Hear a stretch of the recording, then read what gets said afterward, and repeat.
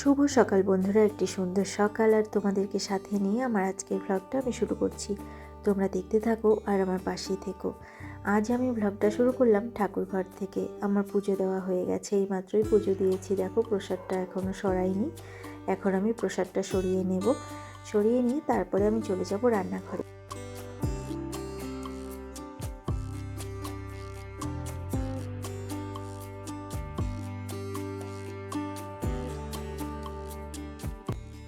দেখো বন্ধুরা, গোপুসোনাদেরকে কি সুন্দর লাগছে, দুজনকে একই আসনে বসানো হয়েছে পাশাপাশি। দেখো কত ভালো লাগছে দেখতে, তাই না?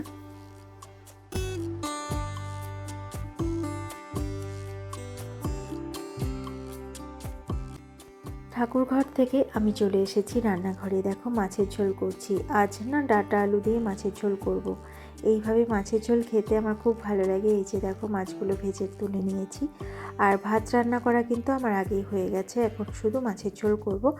আর এটা করার আগে আমি পটল ভাজা করেছি, সেটা নামিয়ে রেখেছি। দেখো এই যে, আর কাল রাতে আমি ডাল করে রেখেছিলাম, সেই ডালটা রয়ে গেছে। আজ আর কিছু রান্না করব না, এইটুকুই রান্না আছে। আর দেখো তোমাদের সাথে কথা বলতে বলতে আমার কিন্তু মাছের ঝোলটা রান্না করা হয়ে গেছে।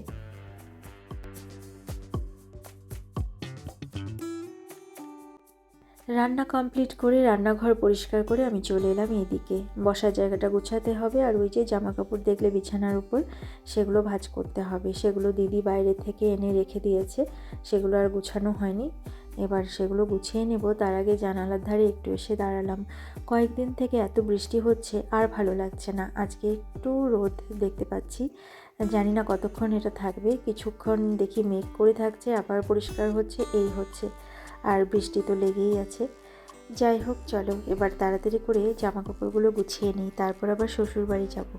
আজ অনেক দিন বাদে যাব ওই বাড়িতে, কারণ রিজুর তো পরীক্ষা চলছিল, পরীক্ষার জন্য যাওয়া হয়নি। পরীক্ষা শেষ হওয়ার পর রিজু গেছিলো ওই বাড়িতে, আমার আর যাওয়া হয়নি।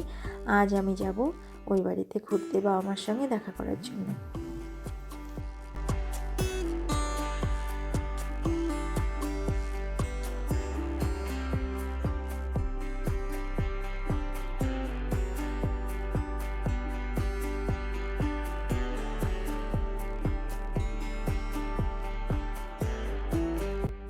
কাপড়গুলো আমার ভাঁজ করা হয়ে গেছে। যার যার কাপড় তার তার আলমারিতে তুলে রেখে দেব।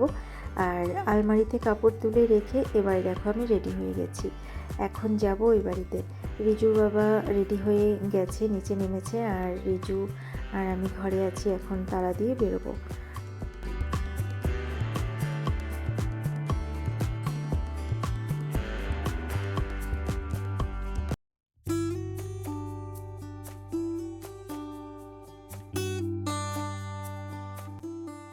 কোথাও বেরোনোর আগে আমি ঘরের সব কিছু ভালো করে দেখে তারপর বের হই, এটা আমার অভ্যাস হয়ে গেছে। বিশেষ করে গ্যাস সিলিন্ডার, তারপর যে কোনো সুইচ দেওয়া আছে কিনা বা বন্ধ করেছে কিনা, এই যে এই জিনিসগুলো সব ভালো মতন করে দেখে তারপরে আমি বের হই। দরজা জানালা সব ঠিকঠাক লাগলাম কিনা। আর এই করতে করতে না আমার অনেক দেরি হয়ে যায় বের হতে গিয়ে। তো যাই হোক, এবার আমরা বেরিয়ে পড়েছি। আর এই রাস্তাটা দিয়ে যতবার আমি যাই আমার শ্বশুরবাড়িতে, আমি কিন্তু তোমাদেরকে অনেকবার বলেছি এটা আমার খুব প্রিয় একটা রাস্তা, আমার ভীষণ ভালো লাগে। শীত গ্রীষ্ম বর্ষা যে কোনো ঋতুতেই এই রাস্তা দিয়ে যেতে যে এত ভালো লাগে। দেখো আজ কিন্তু রোদ তেমন নেই, মেঘ করে আছে, তবুও ভালো লাগছে। ভীষণই ভালো লাগে এই রাস্তা দিয়ে যেতে।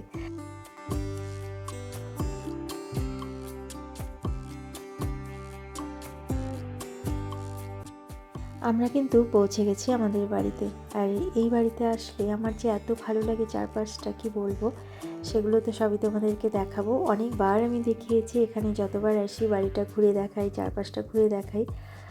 তো সেটা নতুন কিছু নয়। যারা নতুন দেখছো ভিডিও তাদের জন্য নতুন, কিন্তু যারা সবসময় দেখো তারা অনেকবার দেখেছো। মা বাবা আর ছোটো মার জন্য একটু দই নিয়ে আসা হয়েছে। তো রিজু কিন্তু যাচ্ছিলো ওই ঘরে, ছোটো ঠাম্মির ঘরে। তো বাবা বললো যে ছোটো মারা নাকি বাজারে গেছেন, তাই আর ছোটো ঠাম্মির ঘরেও গেল না, এবার এই দিক দিয়ে বড় ঠাম্মির ঘরে যাবে। আর দেখো চারপাশটা এত সবুজ, এত ভালো লাগছে দেখতে, কি বলবো। এই বাড়িতে এলে আমার ভীষণ ভালো লাগে। আমি চারপাশটা ঘুরে এত দেখতে থাকি না। আর চা বাগানে যেতে এখন ভয় লাগছে, যেহেতু বৃষ্টি হয়েছে, যদি জোক থাকে, জোক দেখে আমি ভীষণ ভয় পাই। তো সেই কারণে আর বাগানের ভেতরে গেলাম না। আর আমরা একটু ঘুরতেও বেরোবো। তো মা জানে না যে আমরা ঘুরতে যাব। বাড়িতে এলাম, মাকে বলবো এখন রেডি হতে, মাকে নিয়ে যাব ঘুরতে। কারণ সারাদিন তো বাড়িতেই থাকেন, আমরা এসেছি তো আমরা ঘুরতে যাব, আর মাকেও নিয়ে যাব সাথে, তা না হলে বাড়ি থেকে আর অতটা বের হন না। তো আমাদের সাথে গেলে মারও একটু ভালো লাগবে, আমাদেরও ভালো লাগবে। বিশেষ করে রিজুর তো খুবই ভালো লাগবে ওর ঠাম্মি গেলে। বাবা হয়তো যাবে না, মাই যাবে। তো ওই যে মা।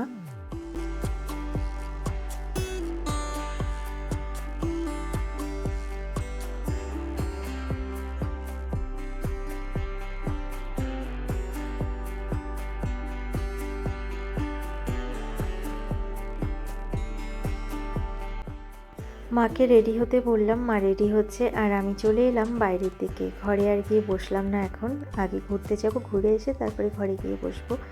আর তোমাদেরকে চারপাশটা আর একটু দেখিয়ে দিই। বিশেষ করে আমাদের চায়ের বাগানটা দেখো কি সুন্দর লাগছে দেখতে। ভেতরে তো যেতে ইচ্ছে করছে, মনে হচ্ছে যেন ভেতরে ঢুকে কয়েকটা ছবি তুলে নেই, কিন্তু সেটা আর করা যাবে না। কারণ ওই যে তোমাদেরকে বললাম ভেতরে হয়তো জোক আছে, আমার জোক দেখে ভীষণ ভয় লাগে।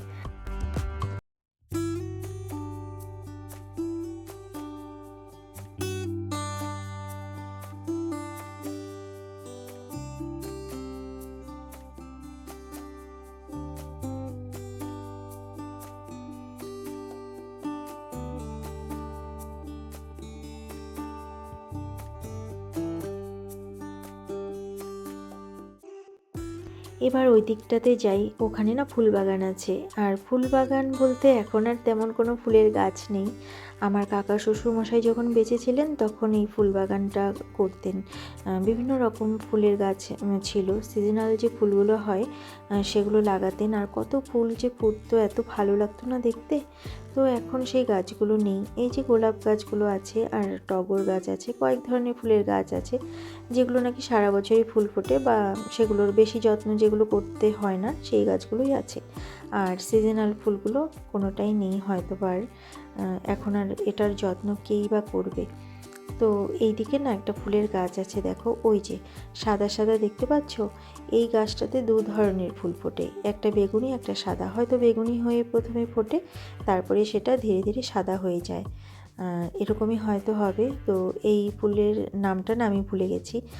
আমাদের ওই বাড়িতেও লাগানো হয়েছিল এটার ডাল নিয়ে, কিন্তু সেটা হয়নি, মরে গেছে গাছটা। আসলে যত্ন না করলে কি আর গাছ ভালো থাকে?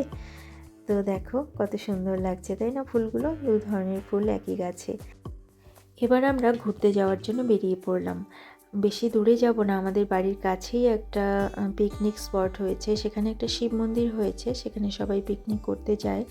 একটা নদী আছে সেখানে, চা বাগান আছে, তো সেখানেই যাচ্ছি সেই শিব মন্দিরটা দেখতে, আর ওই জায়গাটা একটু ঘুরে দেখতে।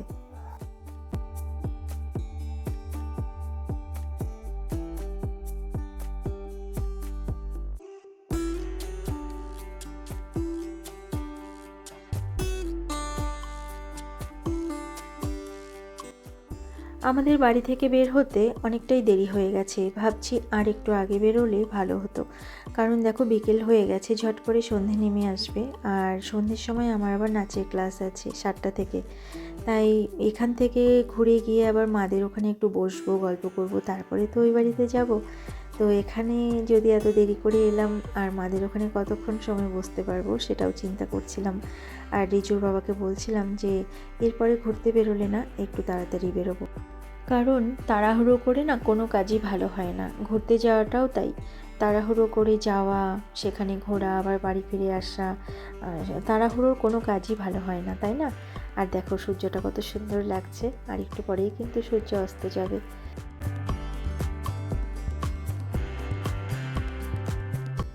আমাদের সাথে কিন্তু মা এসেছে, আর আমার এক ননদ এসেছে, এটা আমার মামাতো ননদ। তো ও ঘুরতে এসেছে মাদের ওখানে, ওকেও নিয়ে এসেছি আমাদের সাথে। আর আরেকদিন ঘুরতে গেছিলাম ওকে নিয়ে, আমরা লাটাগুড়ির ওই দিকটাতে গেছিলাম, মূর্তি গেছিলাম। তো সেই দিন আর কোনো ব্লগ আমি করিনি, তাই তোমাদেরকে দেখাতেও পারিনি। আজকে এলাম এখানে। এই জায়গাটার নাম হলো ভূষাপাড়া। এটা আমাদের বাড়ির খুব কাছাকাছি। আর এখানে না শীতকালে অনেক লোক আসে পিকনিক করতে। আমাদের নাচের স্কুল থেকেও এসেছিল এখানে, তো আমার আর আসা হয়নি। ওই দিন আমি আমার ননদের বাড়িতে গেছিলাম, তাই আর আসতে পারিনি, ওদের বাড়িতে অনুষ্ঠান ছিল। আর দেখো এই যে শিব মন্দিরটা, কত বড় মূর্তি ভোলে বাবার, আর দেখে ভীষণই ভালো লাগছে। রিজুর বাবা এর আগেও এখানে এসেছিল, আমি এই প্রথম এলাম।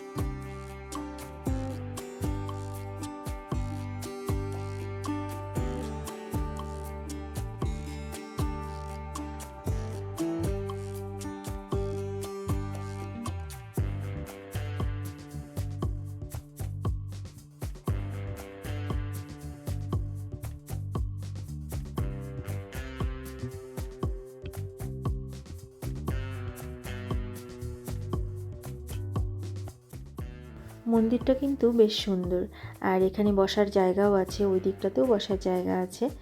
আর এখানে প্রতি সোমবার করে পুজো হয়, ভোগ হয়, ভোগের প্রসাদ বিতরণ হয়।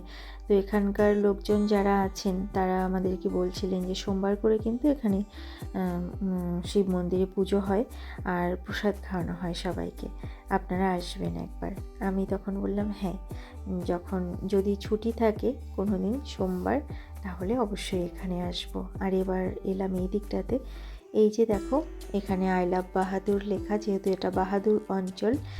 আর এখানে একটা নদী আছে, এখানে বটগাছটার ওখানে দুটো দোকান আছে দেখলাম, এখানেই কিন্তু পিকনিক করতে আসে। মন্দিরের ওখানে তো আর পিকনিক খেতে দেয় না, মন্দিরের পাশে একটা জায়গা আছে, মাঠ আছে বড়, সেখানে গাড়ি রাখা হয় আর এইটুকু হেঁটে আসতে হয়। এসে এই যে এই মাঠটার এখানেই কিন্তু পিকনিক করে সবাই। ওই দিকে একটা নদী আছে, আর নদীর ওই পারে আছে চা বাগান।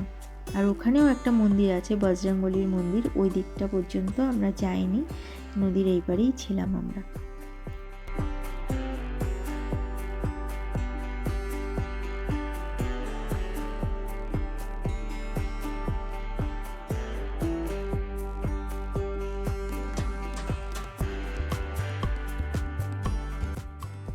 এবার আমরা নদীর ওই দিকটাতে যাচ্ছি নদী দেখার জন্য।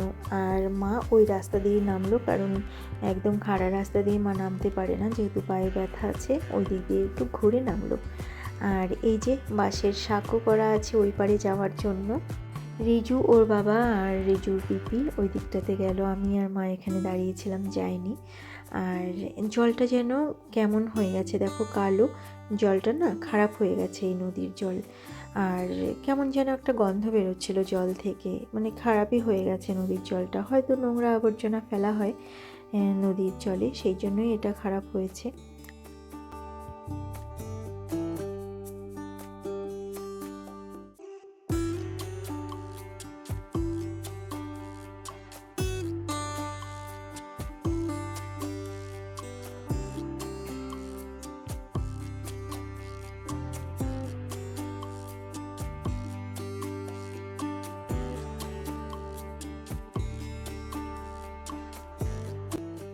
এই বাঁশের সাঁকোটা দিয়ে পার হয়ে ওই যে একটা ঘর দেখতে পাচ্ছ, ওটা নাকি বজরংবলীর মন্দির। তো ওই দিকে আমরা আর যাইনি, এই নদীটা পর্যন্তই আমরা এসেছি, এখান থেকে আমরা আবার আমাদের গন্তব্যে ফিরে যাব। আর এবার দেখো আমরা এখানে উঠে এলাম, যে বটগাছটা ছিল দেখালাম ওখানে। আর এখানে দুটো দোকান ছিল, সেই দোকানে আমরা কিছু কিনে খাবো, সেই জন্য এখানে দাঁড়িয়েছি। আর ওই যে টেবিলের নিচে তোমাদেরকে দেখালাম, দুজনকে দেখতে পেয়েছো, একদম ছোট ছোট দুটো ছাগলের বাচ্চা, ভীষণ কিউট, ভীষণ সুন্দর। তো ওদেরকে আমার বেশ ধরতে ইচ্ছে করছিল। আর এখানে কয়েকটা কুকুর ছিল, ওরা নাকি সবসময় এই দোকানের আশেপাশে থাকে, মানে দোকান থেকে একটু দূরে বসে থাকে, শুয়ে থাকে। এখানে যখন লোকজন এসে কিছু কিনে খায় তখন তাদের কাছে চলে আসে। আসলে সবাই ওদেরকে খেতে দেয়, সেটাই ওদের অভ্যেস হয়ে গেছে। এই যে একজন খাচ্ছে, ওই দিকে দেখো আরেকজন এইদিকেই আসছে। রিজুকে বললাম ওকেও একটু ভেঙে দাও পাঁপড় আমারটার থেকে, তো রিজু তাই করলো। আর ছাগলের বাচ্চা দুটোকে দেখে আদর করতে ইচ্ছে করছে। জানতে পারলাম ওদের বয়স মাত্র 7 দিন। খুব সুন্দর দেখতে। আমি কিন্তু আদর করেছিলাম, তো সেটার ভিডিও করা হয়নি।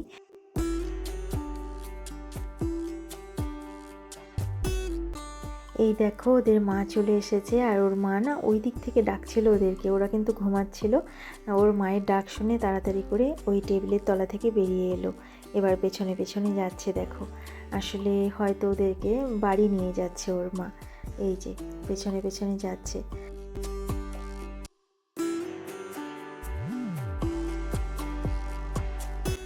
এতক্ষণ আমরা সবাই মিলে পাঁপড় খাচ্ছিলাম। পাঁপড় খাওয়া শেষ, এবার ঘুগনি খাওয়ার পালা। আমি বাদ দিয়ে সবাই ঘুগনি খেয়েছে, আমি শুধু খাইনি। কারণ আমার জানি না কেন ইচ্ছে করছিল না আজকে খেতে।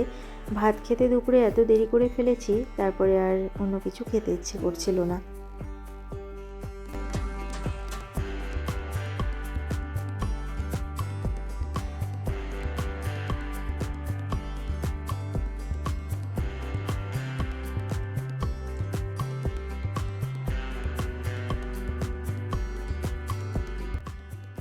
খাওয়া দাওয়ার পর্ব শেষ করে এবার কিন্তু আমরা যাচ্ছি বাড়ির দিকে।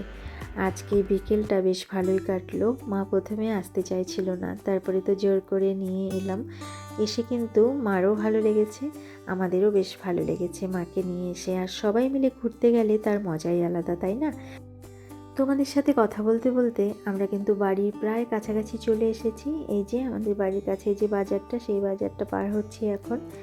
আর এবার আমাদের বাড়িতে ঢুকে পড়বো। আর বন্ধুরা, আজকের ভ্লগটা আমি এখানেই শেষ করব, কারণ এখন মাদের ঘরে গিয়ে বসে বাবা মা সবার সঙ্গে বসে গল্প করব। ছোটো মাদের ঘরে যাব, সেই ঘরে গিয়েও সবার সঙ্গে গল্প করব। তাই আজকের ভ্লগটা আমি এখানেই শেষ করছি। আবার অন্য কোনো দিন অন্য কোনো নতুন ভ্লগ নিয়ে তোমাদের সামনে হাজির হয়ে যাব। ততক্ষণের জন্য তোমরা ভালো থেকো, সুস্থ থেকো আর হাসি খুশি থেকো। আজকের মতো আসছি।